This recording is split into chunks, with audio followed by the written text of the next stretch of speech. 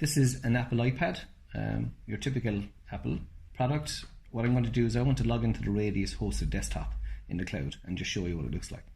So before I do, I come into my settings and I come into my VPN, or I enable a VPN connection, which is a secure connection. Just turned it on there. And then I come back out and I go in and I have an icon here, a shortcut called RD. We've called it RD client, which is basically a remote desktop client. So I pick on this. What it's doing now is automatically logging me in to my cloud environment, which I use as a hosted desktop. And you can see I've got Word documents, Excel files. This is a Windows. This is a Microsoft environment where I have all my applications installed. So some of my applications include Adobe, Sage, Excel, Word, and so on and so forth. So if I just pick and just pull up a particular document here to open it, you'll see this is a document, but again, there's a lot of content, a lot of information in this.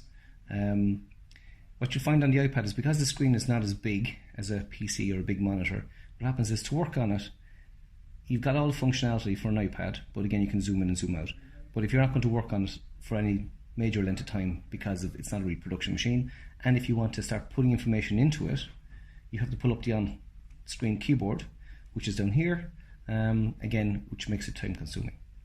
Okay, so going back to my iPad, so now my hosted desktop is running in the background, and what I can do is I can go onto the internet. That's the Radius website. Come off the website, and then I can pull up other applications on my iPad, and then go back into my hosted desktop when I want.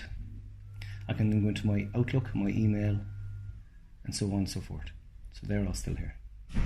It's also quite a good solution when you're outside of the office and need to refer to something, or when you want to pull up information from the company server or the company database.